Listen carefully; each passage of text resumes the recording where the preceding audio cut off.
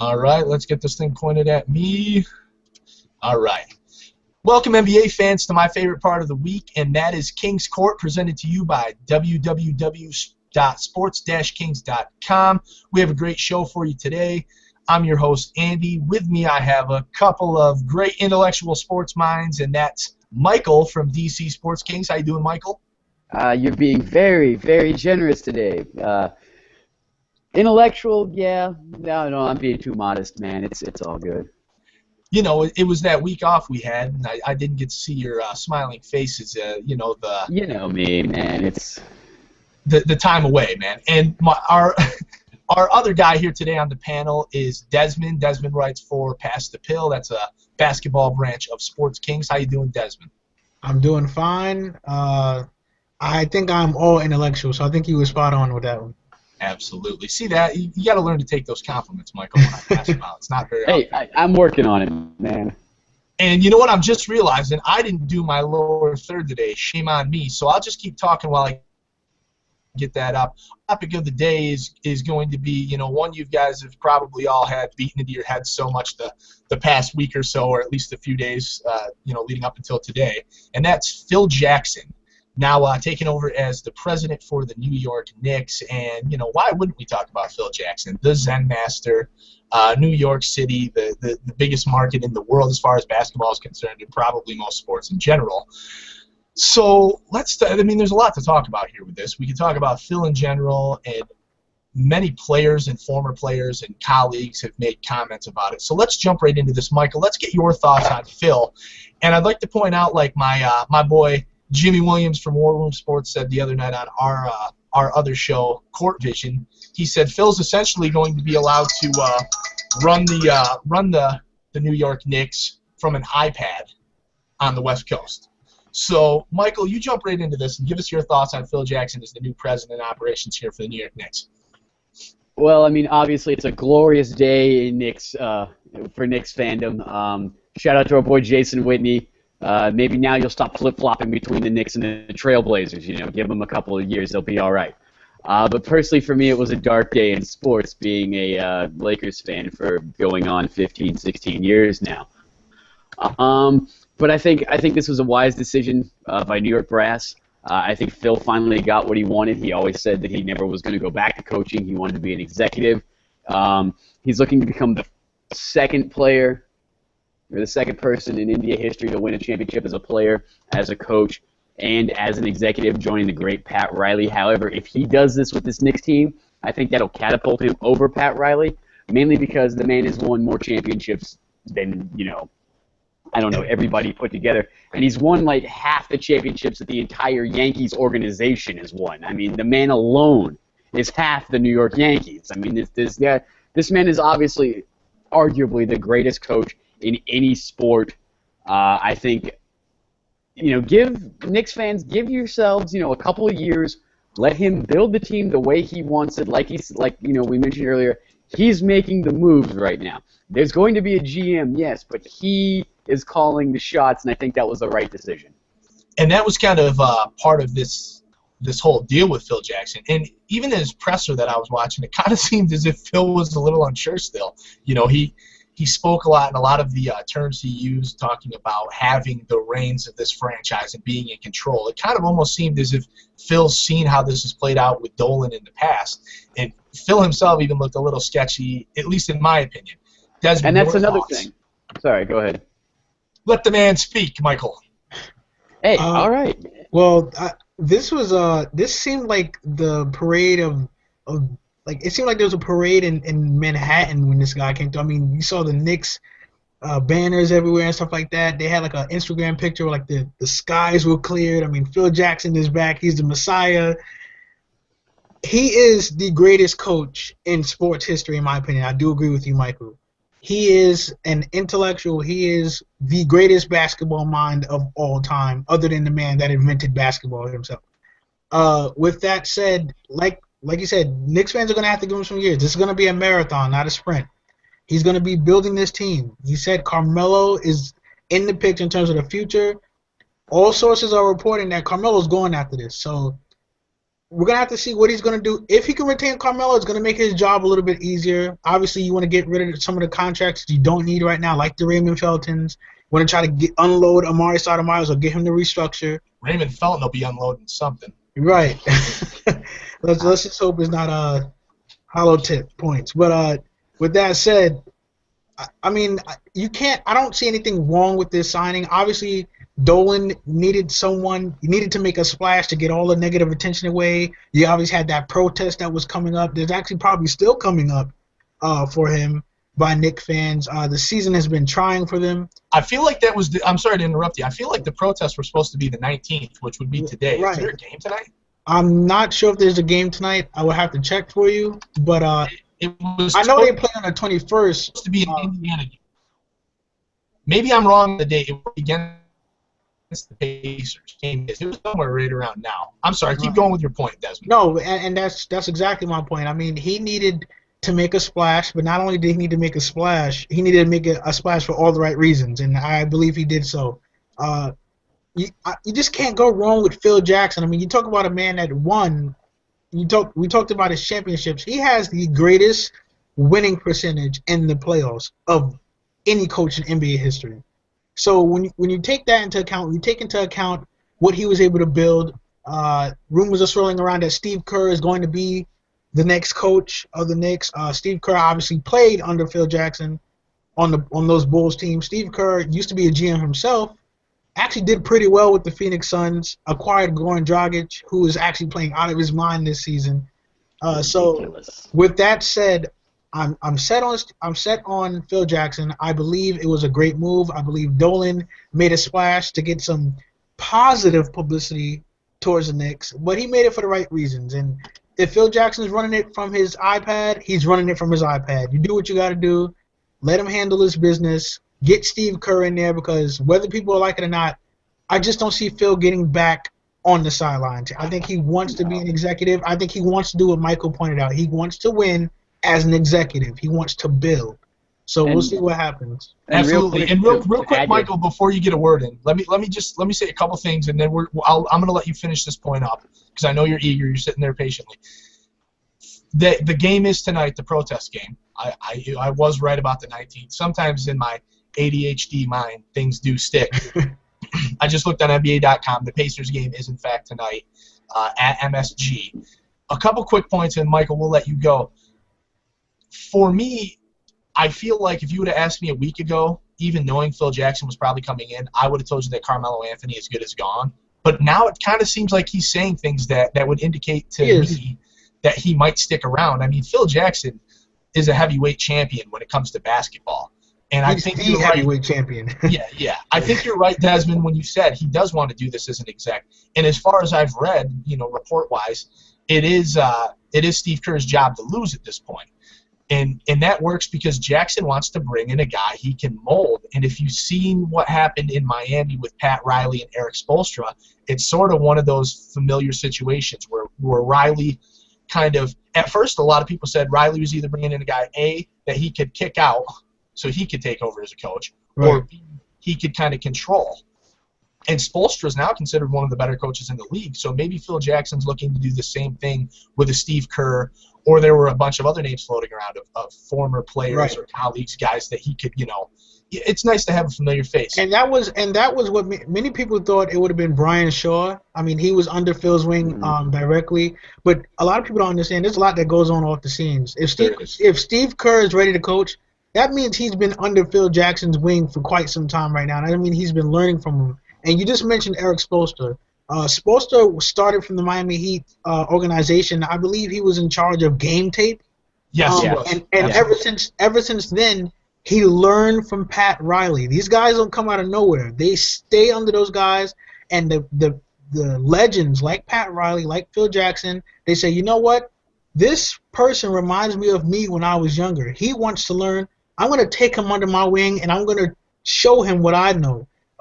And Phil knows a lot. So I definitely believe, like the reports state, this is Steve Kerr's job to lose. And Michael, sorry to delay your point again. Just one more thing about Carmelo. I do believe Phil being here does change it a little bit for him. But with the reports that are coming out, especially Stephen A's report from a source within the Knicks organization, within Carmelo's camp, that he knows Carmelo is as good as gone. He apparently if he's saying this stuff right now, he's saying all the right things for the papers. But from what the sources are saying, he is as good as gone. Well, we've seen Dwight Howard say all the right things and then leave too. But Right. the one thing is, I'm a little wary of anything Stephen A. Smith says because I feel like he's one of those guys that tend to make things up for headlines. Michael, you've been the most patient I've ever seen you be, Michael. Let's get to your point now. You've earned it. Let's call it Zen Master-like patience. See what I did there? Yes. That's proper. All right. With the whole thing, and the one thing that I guess I'm really skeptical about when it comes to Phil Jackson and Steve Dorn is the fact that you had other great basketball minds in that Knicks organization. You're like Larry Brown, even Mike Woodson now. I mean, like I said, I told a lot of people the other day, if Mike Woodson gets fired and I'm Jerry Buss, I'm doing one of these numbers to Mike D'Antoni and hiring Mike Woodson tonight. He's Like, if not that a bad happens, he's not a bad coach. I mean, his record speaks for itself. He's done great things in the NBA. I just don't think that this Knicks team was the team that he needed to be on. I think if this guy gets a fresh start, maybe even somewhere in the Eastern Conference, he's going to go back to New York and be like, you know what, this is what you guys are missing. Forget you. So I'm wondering how that's going to play out with that whole relationship, how that's going to be. And, I mean, it could be it might delay the inevitable. I mean, it might delay this thing for a couple of years. I mean, you had a guy like – this is the same guy who allowed Isaiah Thomas to draft Ronaldo Balkman. Which, by the way, Carolina fans, if you guys are ever watching, Trevor Booker did go ahead of Ronaldo Balkman. Why you got to bring up old stuff? That's one more that we have on you guys. But, it's I'm as just a basketball or just a sports fan in general, I'm really anxious to see how that relationship is going to play out with the rest of, this thing. Because, I mean, Phil Jackson could be, building a contender within the next, 2 years. They could be something. I mean, they could arguably be a third seed in 2 years, which in this Eastern Conference, that's not saying much. They're 27-40, and I'm going to give them the loss tonight. So 27-41, 4 games back of the 8th spot.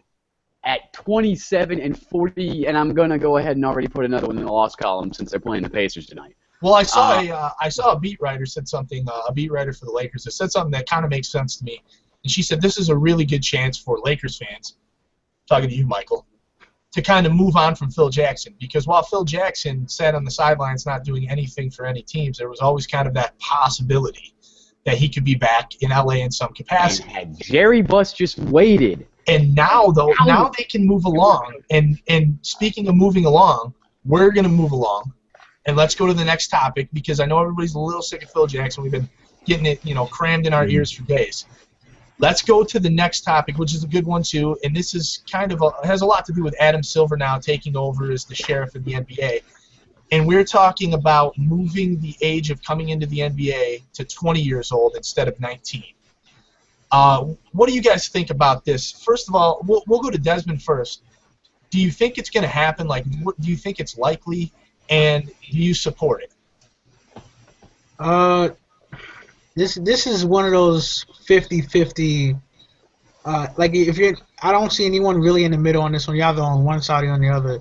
I don't have a problem with one and dones. As crazy as it sounds to everyone else, like the Anthony Davises of the world, the Kyrie Irvings of the world, the guys that just played that 1 year, like who Andrew Wiggins is going to be, like possibly Jabari Parker and all these other guys. Mm-hmm. Most of the time, they're not just doing it because they can. Most of the time, they're doing it because they have to, because they have families they have to provide for. They're getting a college education, but on the other end, they have a family back home that's struggling. And it's point blank, I mean, it's the NBA. It's an opportunity. I mean, I don't think we're arguing this. I don't think anyone was arguing this when LeBron James was coming out of high school, because we knew what LeBron James was going to be. We're arguing it now because they also weren't arguing it the same year when Carmelo Anthony was one and done. Exactly. So it's that simple. If a kid wants to stay in school, he's going to stay in school. We've seen it before. We've seen players who were talented enough that chose to stay. I just think the whole forcing them to stay, it's kind of it's you're basically forcing them to make or not make their own career decision. Now we're not just talking about school. We're talking about the NBA is a job. It's your career. This is what you do for a living. If a kid wants to go grasp that early, why not let him do it? If I'm not even graduated from school yet, and a media network like CBS said, hey, we want to give you a job right now. If my school tried to force me to say, hey, no, you're going to graduate first, I'd have a problem with that. Like, hey, listen, this is your career now. This has very little actually to do with what the NCAA is saying. This has to do with what I'm doing after I leave there. So I don't have a problem with one-and-dones. I don't see any one-and-dones struggling that much. Obviously, Anthony Davis, who had a big game the other night, I believe 40 and 20, he's shining. Kyrie Irving is shining. The best player in the league was a one-and-done. Carmelo Anthony, probably, going toe-to-toe with Kevin Durant in terms of point scoring, it wasn't one-and-done. Kobe Bryant didn't even go to college. So we have all these great players. Yes, staying in school is great, and specifically talking about race, the black community, players like Charles Barkley and other legends, they want to push kids to stay in school, obviously, because it means a lot, and it does. But you're talking about someone's career, you're talking about someone's future. I say let them do it. There's, for me, it really boils down to a lot of the things you said. If I was a first-year college kid who just graduated, and say any job that wasn't a job where I went to play a sport, say Wall Street offered me a job to make millions of dollars a year. Because the thing that really irks me is people like, and Barkley will be one of the guys to say it, they'll like bash these kids. I don't want to hear anybody calling anyone else an idiot, because if I took a job tomorrow that wasn't a sports job, it wasn't being an athlete, where they were offering me millions of dollars annually, nobody would call me an idiot. Right. It doesn't matter how many years of school I went to. It's because they're in the spotlight. Michael, I'm going to let you jump in on this. Well, I mean, excuse me. I see what they're trying to do, and I understand what they're trying to do. I think what they're trying to do is when you raise the age level to 20, personally, for me, I think they're trying to lower the risk factor that comes with, an 18, 19-year-old kid coming in, making all this massive sums of money, buying, expensive cars, nice house, which, I mean, personally, if I had that God-given talent, that'd be the first thing I'd do if I were able to, come out, buy my mom a nice house, buy her a nice car, That's the first thing the usual stuff. I would buy a bunch of stuff I didn't need. Well, yeah, that stuff too, tax dollars and everything.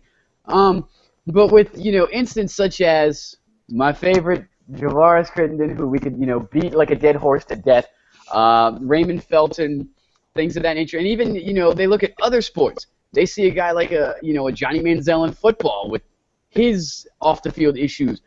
I don't think Adam Silver wants any issues like that in the NBA. So when you get a guy, look at you guys firstly, look at yourselves when you were 19. And then look at yourselves when you guys were 20. You obviously were another year older. You were another year wiser. Another year to go back and say, hey, maybe this time I'm not going to make that same decision as the last time.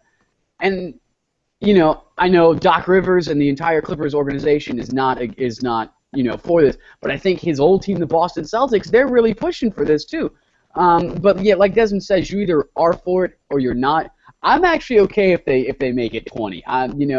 Just for the sake that, this is from more of a I don't know if a mental standpoint is a right word. Yeah, but plus you get a guy. Let's say you're a player, a very highly recruited player, and you go to a place like a Kansas with Bill Self, Florida. Duke with Mike Krzyzewski, Roy Williams in North Carolina, places like Rick Pitino in Louisville, even John Calipari in Kentucky.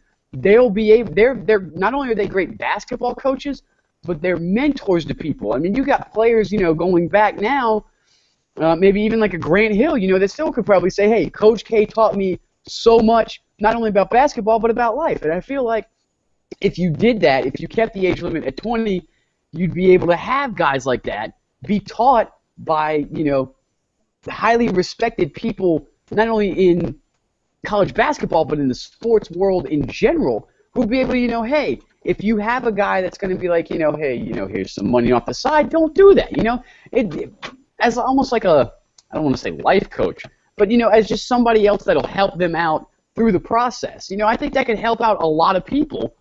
Okay, let me give you my quick 2 cents on this. I feel like as a supporter and a guy with a tremendous love for the game of basketball and the NBA in general, I feel like, sure, letting or basically, I mean, you're not even demanding that a kid stays in college for 2 years, because what's going to happen is a lot of these kids are going to go off and play in Europe still. I mean, that's still going to happen. That's still an option, because they don't have to actually play 2 years of college. They just have to be 20 years old. So for somebody who's a purist and who loves the game, I do like this in a sense, just because we're going to get more developed players coming into the league. I mean, a lot of people like to reference back to a guy like a Tim Duncan or a Jason Kidd, players who played in college and they came in super polished. But on the other spectrum of this, I feel like as a man and as an adult, who is the NBA to make a decision whether or not these kids are old enough to go make a paycheck? And I feel like that they're doing a real disservice to everybody involved, even with the making them have to play a year in college or play a year abroad originally, instead of just being able to come out of high school. Who am I, or who is David Silver, or who is or Adam Silver, or David Stern? Who are these people to tell somebody that they have to be 19 years old, or now 20 if it happens, to make their money? And while you can talk about all these unpolished players that come to the league and stink it up, you can also talk about a handful of guys like LeBron James or Dwight Howard or Kobe. These guys who came in and made it. Well, yeah, we don't want to mention Bynum in there, because then we're kind of proving the point. He was the last guy to ever be drafted out of high school. Absolutely, but we want to showcase the spotlight players here, the guys who have done a lot, or even the guys who went 1 year of college and came out and did great things, a la the Carmelo Anthonys and that sort of a thing. And I really hate to just sit there and say the NBA, the machine that it is, can control what these players do with their lives, because at the end of the day, that's what it is. And Desmond hit a really good point when he talked about, inner city. Some of these kids have responsibilities that a guy like me coming from the suburbs would never understand.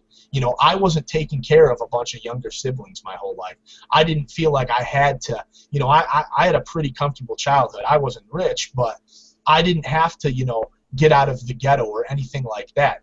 This is the difference here. And if you play extra time in college, you always risk injury. Shout out to Jared Sullinger, who was at one point, looked at as the #1 overall pick.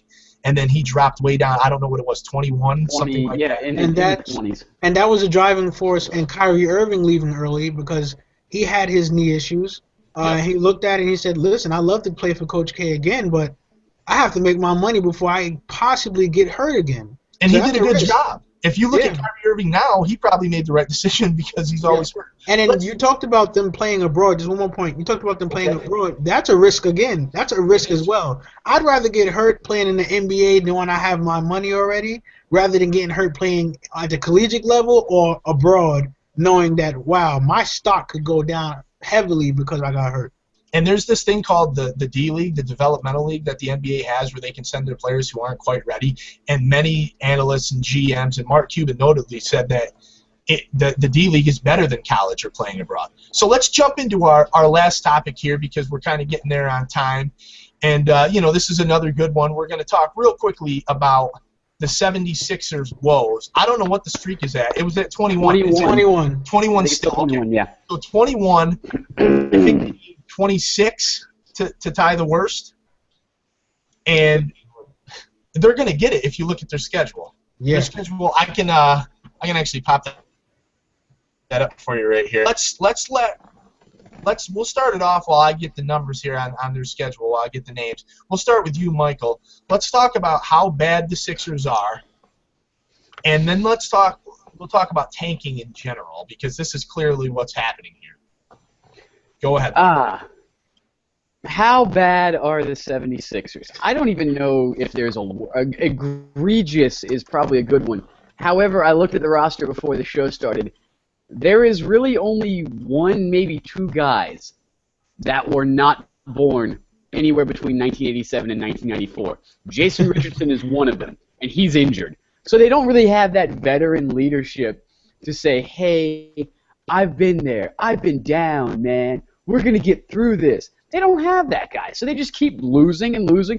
I mean, look, you got Darius Odom Johnson or Johnson Odom. I'm not sure how the hyphen goes first. He was born in like 88. Nerlens Noel was born in 1994. He's old enough to be my brother, who is over my shoulder right there. Obviously our boy Michael Carter Williams, MCW, was born in 91. So, I mean, you've got guys who are like my age going through a losing streak that they've never known before, because a lot of these guys, like Michael Carter Williams, came from Syracuse. All they know how to do is win. Nerlens Noel in that 1 year in Kentucky, all he knew how to do was win, except for when he tore his ACL, but, we'll get there. Kentucky wasn't that good anyways last year. No, they really weren't. You have Thaddeus Young. He's a younger guy. He's still a younger guy. And you got just a bunch of young talent is there. Are they bad? Probably. Are they tanking? I don't know. Remember that players don't tank. No, players don't tank. I don't. Those players are trying to win games. I don't doubt that. I don't know. I mean, reports are already that Andrew Wiggins is on the 76ers draft board as the #1 player. Why wouldn't he be? Yeah, that's true. Well, I've always heard Joel Embiid #1. Right. Excuse me. Somebody from Kansas is going #1. That might not necessarily be true. I mean, you can have Jabari Parker could go #1. Oh, I want Jabari Parker in Lakerland, so I hope not. He ain't getting that far. I don't know. If we keep sucking, he goes top 5. It could totally. It's possible. I don't think he'll get past the first 3. I just think this is a bad team. I don't necessarily know if they're tanking in general. This is just a inexperienced bad team that hasn't had a Nerlens Noel all season, so they've never really had that big 6'11" presence down the middle, and it's catching up to them. Well, and it just so happens that they've hit a bad stretch in the Eastern Conference. Let me give you their next, because I popped that up. Their next 5 games are at home against the Bulls. I guess it doesn't matter if they're at home or it doesn't matter. Well, let's just say they play the Bulls, they play the Knicks, they play the Bulls, they play the Spurs, and they play the Rockets. Good Lord. I see them winning one game. They could win the Knicks game, maybe, but even that is a stretch, I feel like. So let's go to you. Let's go to Desmond. Schedule. Let's hear what you have to say here.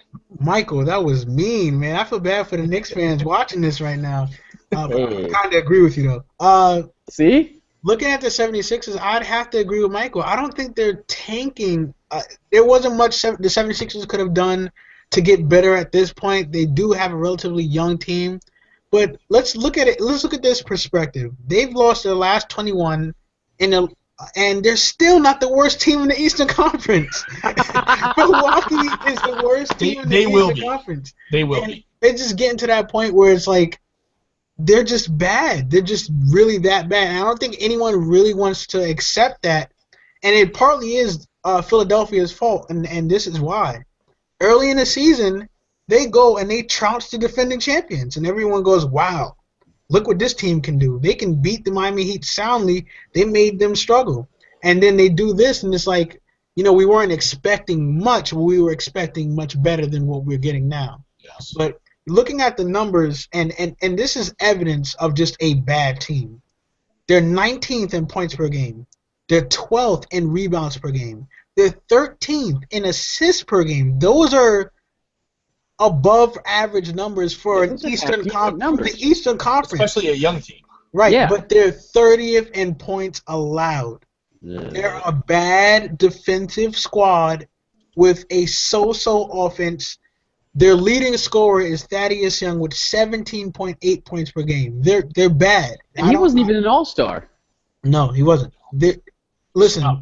They're bad, and if they were tanking, I wouldn't blame them because this roster is just not that good. They need to get someone. They need to get Parker. They need to get Wiggins, or they need to get Embiid. They need to do something. All 3. They need all 3. Right. Well, The the positive news for Philadelphia 76ers fans is, in my personal opinion, I believe that the general manager, the executives as a whole, they did kind of set this team up to be in this position. I mean, most definitely. Pretty much. Yeah. Evan Turner was their best scorer. Mm-hmm. And they traded him. But I think trading him was actually a good. move on their part because It was. I don't see him getting better than what he is right now. It was a good move for them, but what they traded him for, which was Danny Granger, who they knew didn't want to play there. So Right. essentially, they gave Evan Turner to a contender just so they could get rid of Evan Turner, Oh, which yeah. to me screams we're trying to lose games because we know this is the best draft coming in forever. But they've set themselves up nicely because when they Very traded nicely. Drew Holiday for in the New Orleans The Pelicans. in the New Orleans Noel deal, Yeah. everybody was kind of like, myself included, we were like, what are they What? doing? Yeah, that's Right. I made the same. Like, But what? at that point, it was clear that they really had a thing for Michael Carter-Williams, and they wanted to team Noel and Michael Carter-Williams, which is fine. So now they're laying the groundwork to get a Parker or an Embiid or a Andrew Wiggins, Right. somebody of that that stature coming out of college this year. Oh, I'm sorry. Keep going. And that team in 2 years is probably going to be a very good team.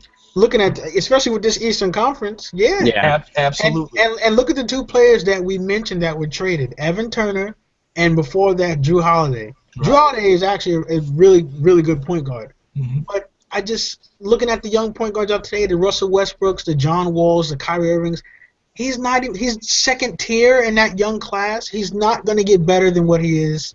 He has injury issues. Evan Turner, he was their leading scorer before he was shipped off. Again, he's just not. Look what they got for him in the first one. They got an injury-plagued Danny Granger. Well, that just tells you that they accepted what was out Yeah. there. And I feel like, and I do agree that it was a good move because getting rid of Evan Turner was ultimately their goal. Right.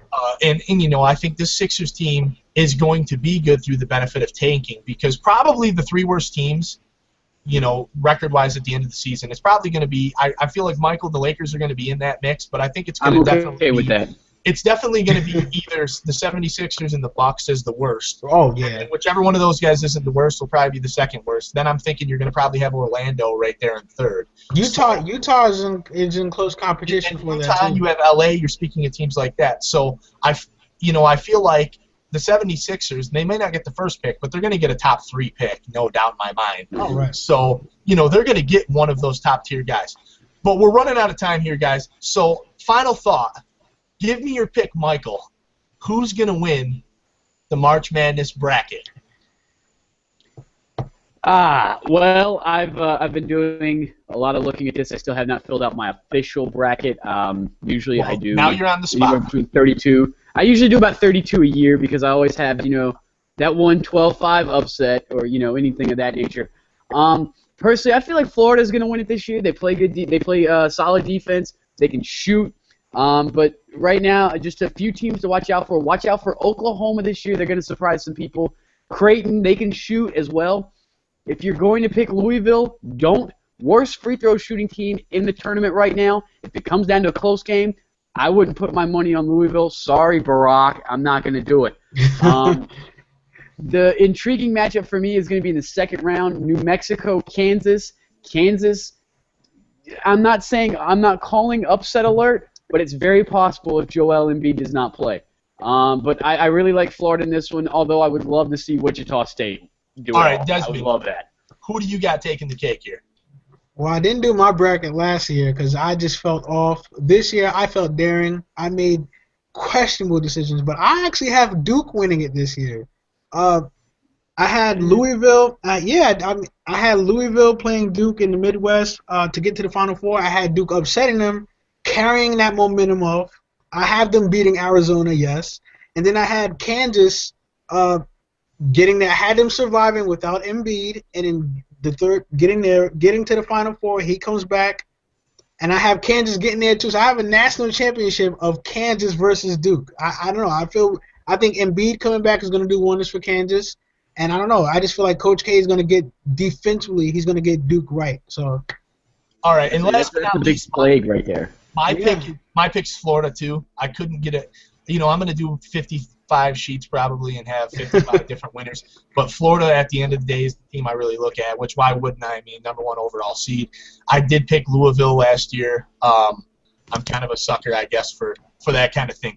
So I'd like to say thank you for everybody that tuned in, and you can check out all our work at www.sports-kings.com. You can follow us on Twitter @RealSportsKings. hit us up on Facebook. Just type in Sports-Kings into your search bar. On behalf of myself and the guys Michael and Desmond, I want to say thank you and have a great day.